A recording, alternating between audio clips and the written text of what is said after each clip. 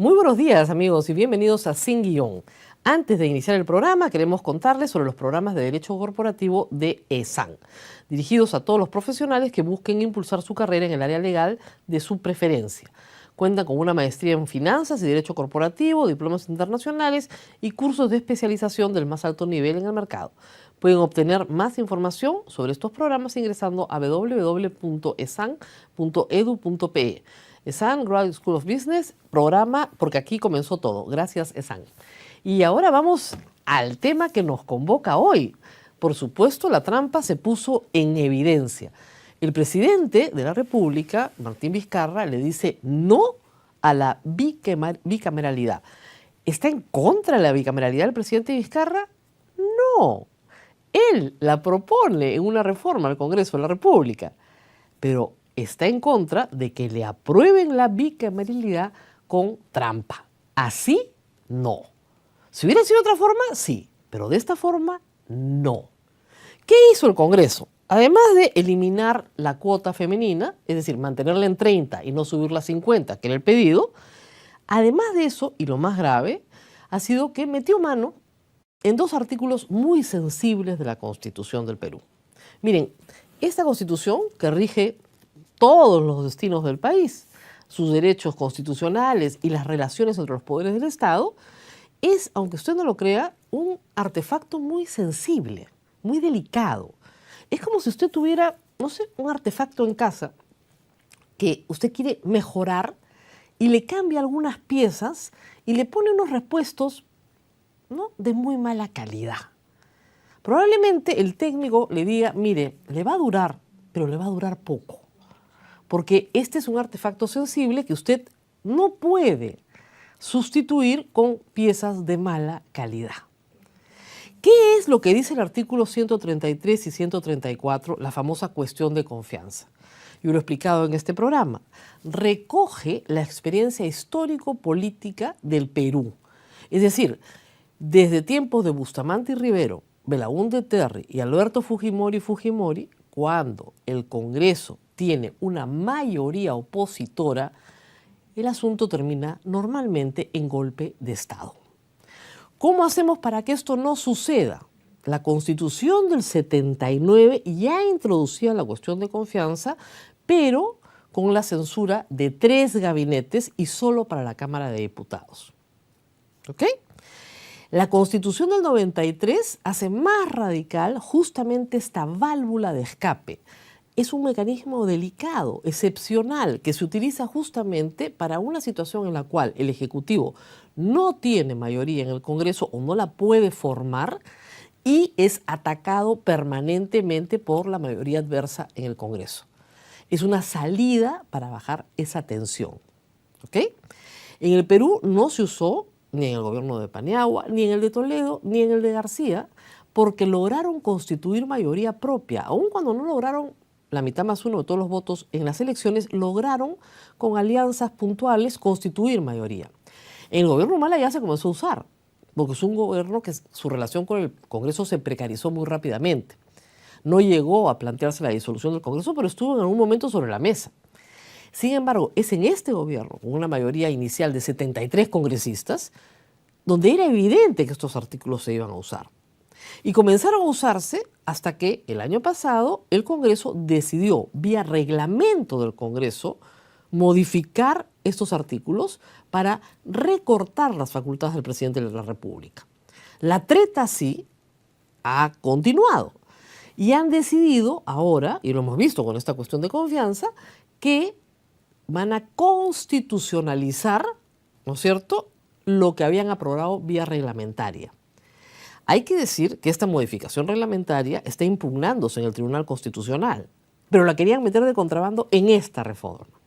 ¿Y qué dice el artículo 133? Que es que el presidente de la el presidente del Consejo de Ministros puede plantear ante el Congreso una cuestión de confianza a nombre del Consejo. No dice en qué materia. Puede ser normativa o puede ser control político.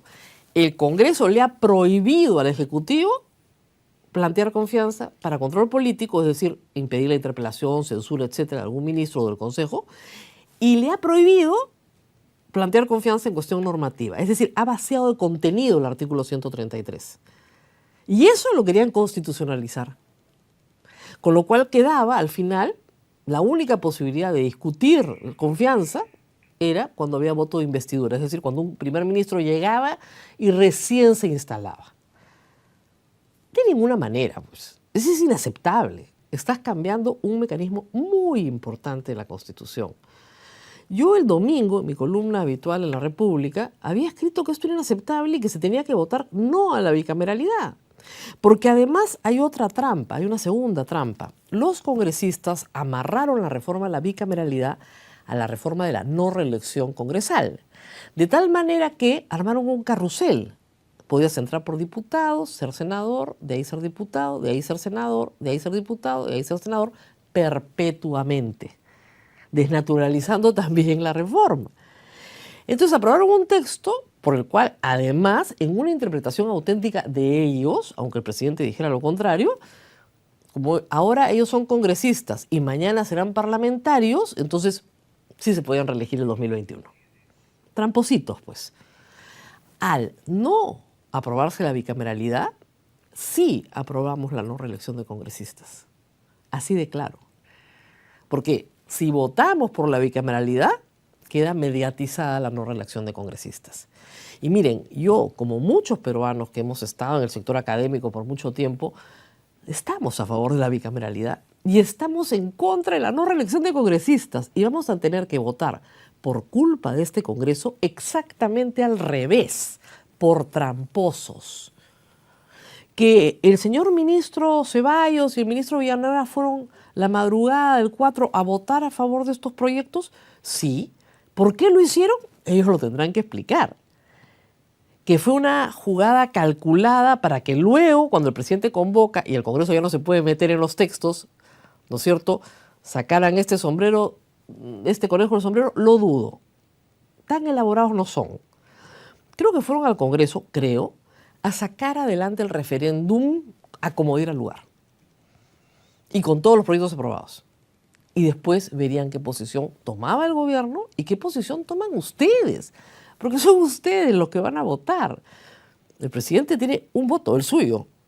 Yo tengo el mío y usted tiene el suyo. Y cada uno tiene que decidir cómo vota el 9 de diciembre. Esto, por supuesto, ha generado la pataleta olímpica en el Congreso porque se han visto descubiertos. Esa es la verdad. Y quieren ahora interpelar al señor Villanueva y al señor Ceballos. Yo propongo que no los interpelen solamente, que los censuren. Ustedes saben qué pasa si los censuran, ¿no? El presidente de la República está facultado para disolver el Congreso si está censurado o negado su confianza a 2 consejos de ministros. Entonces, si van a ser tan machitos de salir a decir, vamos a llamar a Villanueva, que responda por sus votos, llámenlo, todo el Perú va a aplaudir. El referéndum sigue igual, ¿ah? Así censuren a Villanueva y el presidente disuelve el Congreso, el referéndum sigue exactamente igual y se vota el 9 de diciembre. Ya está convocado. Si a la oposición no le gusta que el presidente haya expresado su opinión, que hagan política, que salgan y que convenzan a sus electores de que voten sí a la bicameralidad. Les deseamos mucha suerte, pero no debieron haber metido artículos tramposos porque la cuestión de confianza no era parte de la convocatoria del señor Villanueva ni del señor Vizcarra. Los habían convocado, les habían mandado un proyecto de ley para que reformen la bicameralidad, no la cuestión de confianza. Porque si se trataba de reformar toda la Constitución, hubieran empezado por reformar la inmunidad parlamentaria, ¿no es cierto? Miren lo que ha pasado ayer, para muestra un botón. La señora congresista Esther Saavedra sí puede querellar a un periodista, pero el periodista no lo puede querellar a ella por haberle pegado. ¿Ah? No puede denunciarla ni por lesiones, ni por falta, ni por nada. El congresista Donaire está sentenciado por robo de gasolina. Sus compañeros de armas presos, él libre.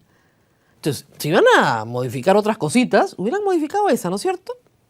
Bueno, lo curioso es, además, que incluso algunos miembros de la bancada de Peruanos por el Cambio, por supuesto, está en contra de la posición del presidente Vizcarra.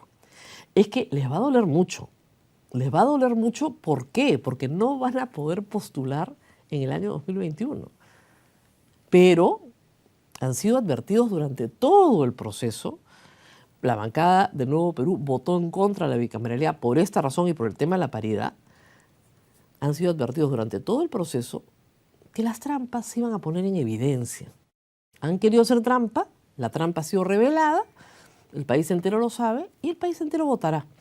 Salgan y persuadan a la gente entonces de que voten por una bicameralidad que le quita este mecanismo de control, esta válvula de escape, ¿no es cierto?, mecanismo sensible al Poder Ejecutivo para lidiar con un Congreso hostil.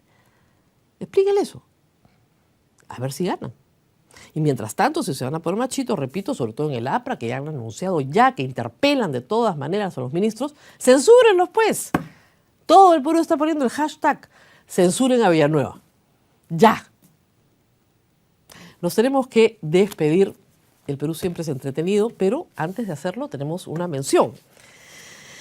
Los programas de derecho corporativo de SAN, dirigidos a todos los profesionales, buscan impulsar su carrera en el área legal de su preferencia. Cuentan con una maestría en finanzas y derecho corporativo, diplomas internacionales y cursos de especialización del más alto nivel en el mercado. Pueden obtener más información sobre estos programas ingresando a www.esan.edu.pe.